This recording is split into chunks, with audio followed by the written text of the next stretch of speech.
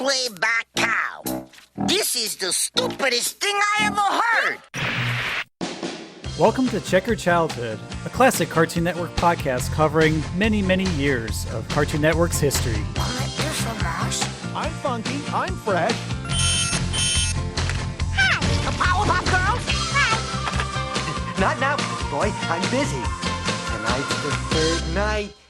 Greetings, ToonHeads. It's your weenie roasting host, BDubs, and this is Check Your Childhood, a classic Cartoon Network podcast dedicated to all things animation from the 1990s and early 2000s. Today we're going to sit back and relax with another episode review after all that heavy editing I did for the previous three topics. I've decided to kick back and roast some weenies for a barbecue, because I got friends coming over and they're hungry. Though it looks like this discount pack of ballpark Hebrew frankfurters are looking a bit, shall I say, unsightly? Ooh. Maybe these came from Kitchen Casanova's pantry. Gross. Perhaps the guests will enjoy some burgers for my summer cookout instead. But before we satisfy our appetites, let's talk about meat some more. Not just weenies, but cow and chicken too. I perused Cow and Chicken's episode lineup, and apparently they have a whole theatrical production centered around a misunderstood hot dog named the Ugliest Weenie. So why don't we dive in to see what the ruckus is all about? Grab your condiments and plates. We're about to take a bite out of this rare two-part episode. So here's the episode info for you in case you want to look it up for yourself. The air date of The Ugliest Weenie is August 12th, 1997 from Season 1, Episode 5A and C, which is the first two-parter of the series. In case you're wondering, the B part is an I Am Weasel short called I Am Star. The story is by Bill Burnett, and the storyboard is by Monte Young, and is directed by David Feiss and Monte Young. Let's get into the meat of the episode topic. It's a brand new day with the sun shining high above the household one morning, where we see Cow's derriere sticking out of her bedroom door as she finishes putting the final touches on her play. She's so overjoyed about its completion that she dances her way out of her room and slips on her Krabs the Warthog doll, causing her to tumble down the stairs while her script written in a pink book wallops Chicken hard on the noggin. Cow peels Chicken off her rump, and Chicken immediately mocks her lace creation without even reading it. Things quickly escalate to a game of cat and mouse over control of the pink book, and Cow chases Chicken out of the house over to school.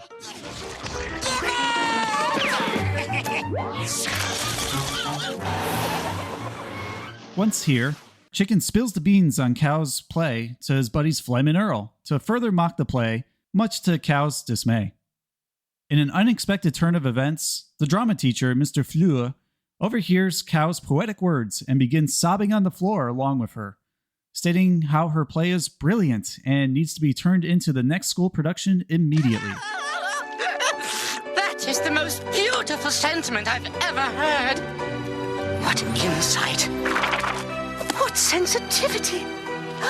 What panache. The crowd of kids lend their applause, and Flem kicks Chicken into Mr. Fleur's arms. Inadvertently, the excited teacher selects Chicken to play the star role as the Ugliest Weenie. Naturally, Chicken is horrified, and he bursts through the school doors and runs back home to run away from home, threatened by his worst nightmare coming true. What you doing? I'm running away from home. I do not want to be no stupid, ugly weenie. I'll tell Mr. Fleur it was you squirted super glue on the seats in the teacher's bathroom. Cow returns home to try and reason with Chicken to stay, but he insists on leaving while packing his backpack with his belongings, including some random eagle trophy.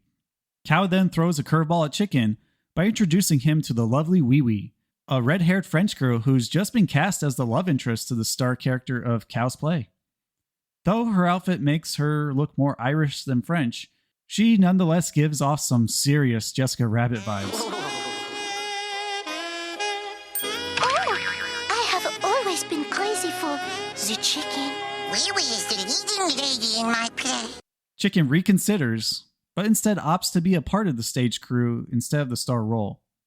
We cut back to the auditorium after school to see Mr. Fleur gather everyone to rehearse the play one more time. Chicken readies the giant hand on a rope and pulley backstage, and the first song begins as the curtain reveals 8 students too tightly packed inside of a weenie package to move as one cohesive unit. If you look closely, you can see Earl in the lower left corner of that package. Chicken lowers the giant hand to remove the hot dog packaging, and the stack of students collapse in on themselves while singing their lyrics. For some reason, the rehearsal is interrupted when Chicken spots Wee Wee getting a little too handsy with Flem, who is basking in his infatuation with the love interest of the play. Cow explains to Chicken that since he took the backstage position, she had to find another star and chose his friend Flem to take over for him. Hurt Flem! Destroy Flem! Enraged by jealousy, Chicken drops the giant stagehand onto the weenie dress students. Mr. Fleur rescues the students while reminding Chicken to be more careful, to which Chicken sarcastically replies he's got a grip on things. Mr. Fleur then instructs Wee Wee and Flem to really sell it with their performance for the scene, where the giant hand picks the ugliest weenie. The duo rehearse their lines decent enough, but Mr. Fleur demands even more passion than what they're giving. Chicken continues his rampage by loosing a knot holding up a giant wooden banana from the background, causing it to ram into Mr. Fleur and catapulting him off stage into the house seats. Mr. Fleur returns to the stage with bandages and crutches from out of nowhere to set the story straight with all the actors. But once he instructs Flem how to pirouette, Chicken triggers a trapdoor, sending him down below stage instead of his friend turned nemesis. Say goodbye, Flem!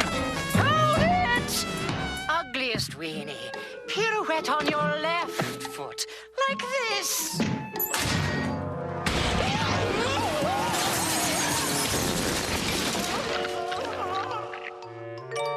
Sorry, Mr. Fleur. While everyone is preoccupied with Mr. Fleur's dramatic exit, the red guy of all people steps in to inform the viewer that time is up and he may threaten to occupy our time with more commercials instead of the concluding part to this story.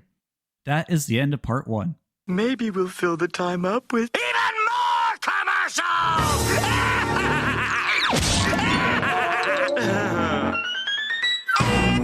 When we resume for part 2, we see the red guy tumble up to the viewer on a desert landscape and bring us up to speed of what's happening in the play, in case we missed part 1.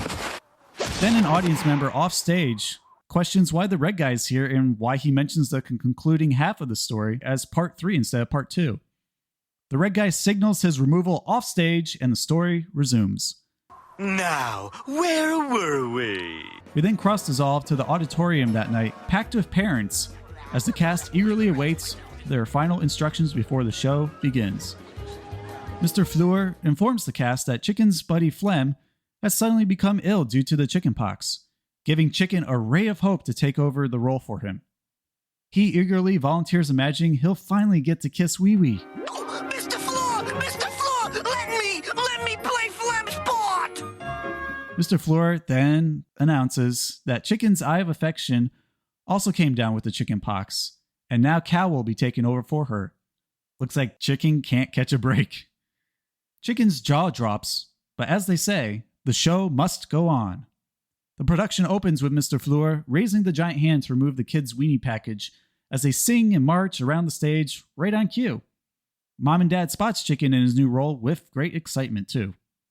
Rather than explain everything happening in this next scene, which is mostly singing and dancing for the play, I'll just play a clip of the song so that you can see what's going on. It's quite a catchy tune. Nobody likes me, nobody wants me around. Don't want him around. Before they pick me up, they put me down. You take one look at me and you turn into a meanie. Cause I'm the ugliest weenie. He's the ugliest Weenie. Ugliest Weenie, ugliest Weenie. We don't want you in our pack. Ugliest Weenie, ugliest Weenie. How we wish we could send you back. Cow then interjects to show her support for the ugliest weenie, albeit a little bit clumsily. In efforts to help the ugliest weenie be chosen by the giant hand, she pumps him up with air to make him look more plump and desirable. The unseen character of the hand then picks up the ugliest weenie and quickly chews and spits him back out on stage. Cow is then raised up into the air beyond the stage in his place. We then see the kids skewered by barbecue forks roasted over fire as their song continues, lamenting their choice, not realizing the consequences of being chosen. Turns out they ended up being overcooked and therefore shriveled up just like Chicken's character, so they can relate to how he feels. It's good to be ugly after all. Wish we were ugly like you. 'Cause when you are ugly, they don't come and stick you and hold you out over a flame. Oh, it's good to be ugly after. As the cast praises Chicken for being ugly during their toe-tappingly infectious "It's good to be ugly after all" jingle, the parents are shocked by how touching the play is. And even Mr. Fleur gets a little misty-eyed too, while he's up in the catwalk controlling the giant hand. However, the disabled drama teacher loses control of the giant stagehand, causing it to swing into the torch prop and igniting the curtains, just as the play reaches a climactic end too. Everyone dashes out of the auditorium, and the firemen arrive quickly to put out the auditorium fire. And Cow expresses interest in Mr. Fleur in writing her next play called The Greatest Tapeworm, Outside While Everything Settles. Appalled by the possibility, Chicken runs back into the auditorium, is quickly rescued by a fireman, then promptly stomped and extinguished like the overcooked hot dog he is. Oh, Chicken, don't!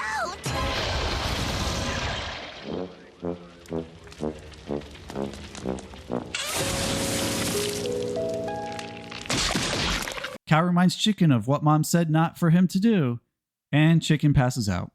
We iris out to Cow saying, and that's the end of part 2 and the episode. And So that went by pretty fast, don't you think? Just a quick observation before we move on to some trivia for this episode. I did notice that Mr. Fleur's outfit literally cycles through 3 distinct color schemes every single shot he's in. A casual viewer would spot this as a production error, but considering how consistent both the alternate outfits and the timing of their appearance are, it just feels intentional by the production team. The outfit colors cycle through 3 different ones, and I noted that one of them is turquoise and goldenrod with a lavender scarf. Another one is blue and red with lavender pants, and a third one is plum and fuchsia with a light yellow scarf. It's a very odd choice, but maybe its connection to Mr. Fleur's name as being flowers, and flowers are different colors. Who's to say, really? All right, moving on to trivia.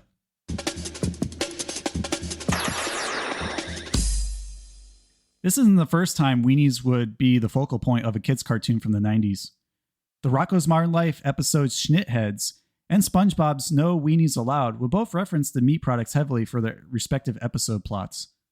It's surprisingly a common cartoon trope dating all the way back to the inception of the industry, and is featured in classics like Woody Woodpecker, but would also influence other Cartoon Network shows later on like Regular Show, with the episode Meet Your Maker, in which evil hot dogs end up eating each other when they're covered with mustard.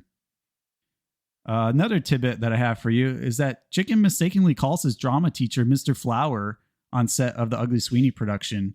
And as we mentioned before, even though he corrected Chicken with his French pronunciation, he was still technically correct because Mr. Fleur, or Fleur, is French for flower. And I would say it's a stretch for this trivia tidbit, but decades after David Feiss wrapped up production of Cow and Chicken, he would go on to be the storyboard artist for the 2016 animated film The Secret Life of Pets. And this film actually features a weenie factory that dogs Buddy and Duke visit, which may be a subtle nod to this episode he worked on, especially during the fantasy sequence where animated sausages of all varieties are eaten in comical fashion by them. In the fall of 2002, a Cartoon Network commercial series called Prime Cuts features the Ugliest Weenie song as a part of its musical lineup, meant to replace the Groovies commercials, where we have songs paired with common Cartoon Network shows. Unfortunately, the song featured is the incomplete one from part 1, which only occupies 30 seconds of the commercial, while the rest is plot leading to the end of the first half, rather than the It's Good to Be Ugly After All song one would expect. YouTuber The Commercial King has a clip of it if you want to check it out after this episode. This episode is considered one of the highest rated episodes on IMDb, with a score of 7.3 out of 10. Second only to the premiere episode of the series, which features the shorts A Trip to Folsom Prison, This Bridge Not Weasel Bridge for I Am Weasel, and The Girls' Bathroom. And lastly for trivia, Some people consider the Ugliest Weenie play similar to Andrew Lloyd Webber's production of Cats, where both the Ugliest Weenie and the character Grisabella are seen as outcasts, but then later elevated to a higher status and literal height on stage, once they gain sympathy from the other characters in the play who shun them. I feel this is something quite deep to ponder about character stereotypes and how they play out in productions like this. So, with all that being said about Count Chicken's The Ugliest Weenie, I think I'm going to give it 9 out of 10 tunes. I really enjoyed this one. And look, I'm not a theater or musical guy of any type, but I simply cannot deny how enjoyable this episode is. As a Count Chicken fan, I appreciate how the music is surprisingly catchy, and how the plot of having a creative story come to life for all to see is something creatives from all walks of life and crafts can relate to. The ending was both very fitting and foreboding, which suits the overall tone of the show. Out of the entire short-lived series, the majority of Cartoon Network fans remember this one more than any other episode of Count Chicken, except maybe the 2 banned episodes, which are the No Smoking What a Cartoon pilot and Buffalo Gals from Season 2, Episode 7A. Even if the concept is a bit gross on a Ren and Stimpy level, there's still definitely heart in the character's performance. The only drawback is how rushed the whole play and story felt, and some of the logic of Chicken creating his own problem in terms of like igniting a rivalry between him and Flem detracted from the episode's strengths for me. All in all, it's a celebration of the arts in a wonderfully weird way, and I couldn't love it more for that. Can't say I'll ever look at wrinkly hot dogs the same way ever again without this episode coming to mind, but hey, Count Chicken is known for weird subject matters. So here are my memories of The Ugliest Weenie because I definitely watched this growing up as a kid in the 90s. This episode seared itself into my mind way deeper than it has any right to. The grotesque title cards, the ridiculous premise, the undeniably catchy song, It's Good to Be Ugly After All, and Chicken's crush Wee Wee all made me remember this episode 28 years later, just like I had watched it yesterday. I remember my mom being grossed out by the title card too when she saw this playing on my TV after dinner, and urged me to change the channel.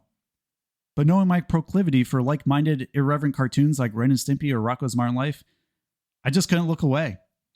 Heck, I even danced to the song in real time as it played on my small 12-inch TV in my bedroom. And I can't remember having so much fun watching an episode of any kind of cartoon on TV since. Perhaps this episode is an example as to why I never liked acting in school plays either. The costumes and the songs are a bit of a crapshoot, and I remember not liking dressing up as a tree for a president's play I did in 2nd grade, so unfortunately these memories are linked together as a result.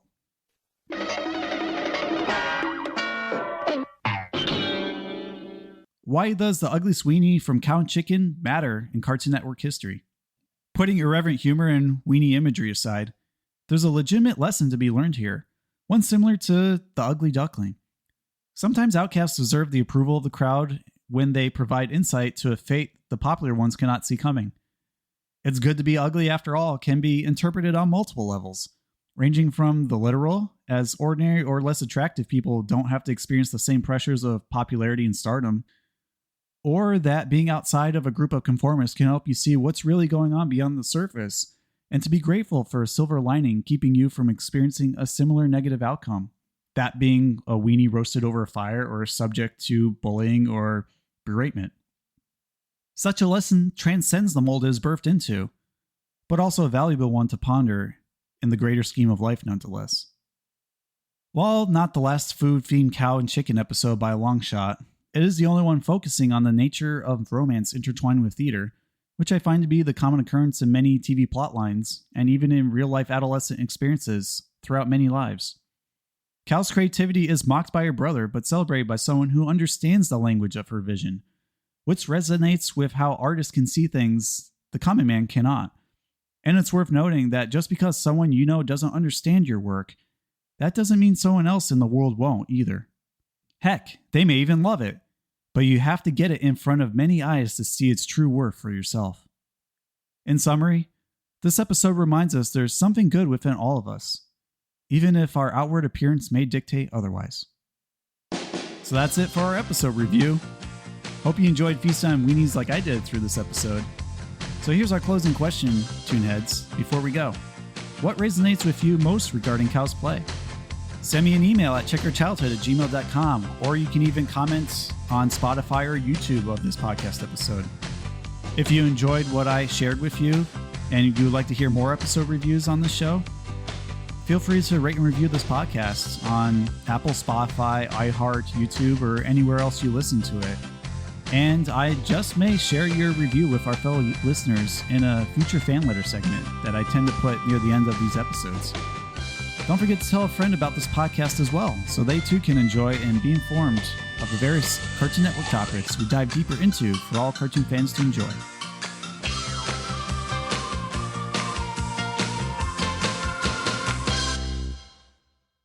All right, my friends, check in next time when we put on our space helmets and head to Planet X to hang with Brack, Zorak, Moltar, and, oh yeah, I guess Space Ghost too.